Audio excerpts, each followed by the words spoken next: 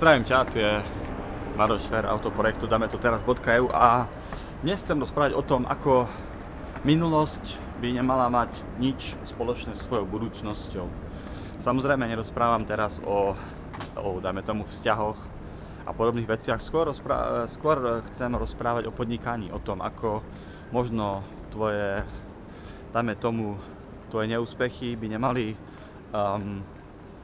ako keby znamenať, že neúspechy budeš mať ďalej v budúcnosti. A osobne si myslím, že veľa ľudí, teda aj mňa určite, v niektorých aspektoch moje neúspechy v minulosti ako keby tak trochu podrážajú nohy v prítomnosti a pri plánovaní úspešnejšej budúcnosti, práve preto, že niektoré z tých neúspechov, ktoré som mal, tak ako keby zostávajú v mysli a niekedy človek myslí na to, že stalo sa to alebo ono a preto som neúspešný. Ale samozrejme každý neúspech v sebe skrýva aj obrovský potenciál úspechu a práve na to by sme mali myslieť, osobne si myslím, aj keď plánuješ svoju budúcnosť, že nikdy by si nemal pozerať na to, čo všetko ti nevyšlo v minulosti, ale práve viac sa tešiť, plánovať a skúšať na novo tie veci, ktoré chceš dokázať v živote a mať takú budúcnosť, akú máš a plánovať to s tým, že to vyjde, že to, čo chceš, aby sa stalo v živote, tak aby sa naozaj stalo, musíš naozaj do toho ísť naplno. Aj napriek tomu, že si mal v minulosti veľa porážok, dáme tomu.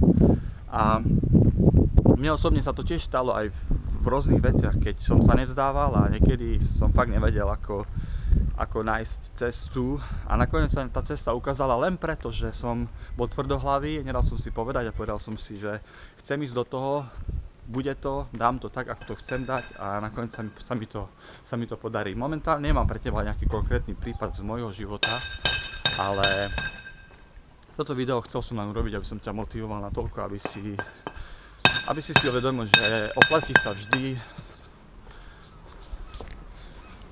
vždy bojovať a vždy plánovať tú budúcnosť presne takú, ako ju chceš mať a nikdy sa nevzdávať. Presne takú, ako ju chceš mať a chcem to zdôrazniť, zopakovať, pretože ja verím v to, že je možné mať budúcnosť takú, akú chceš mať. Len treba za tým ísť a treba mať možno aj odvahu za tým ísť a nenechať si od nikoho povedať, že to alebo ono nie je možné. Pretože ako náhle si vieš niečo predstaviť, že to funguje v hlave, tak je úplne 100% možnosť to aj dokázať a zrealizovať. Toľko do mňa všetko. Napísal som o tom aj krátky článok pod týmto videom. Klikni na link, kde dávam aj nejaké konkrétne tipy, napríklad ako napredovať, dajme tomu v denných nejakých úlohách, ktoré máš. Dúfam, že tieto malé tipy ti pomôžu byť úspešnejší a možno v rámci daného dňa dokázať viac, spraviť viac, posunúť sa ďalej v tom, v čom sa chceš posunúť ďalej. Toľko zatiaľ do mňa, nech sa ti darí vo všetkom a maj sa zatiaľ. To je Maroš Fér. Čau, čau.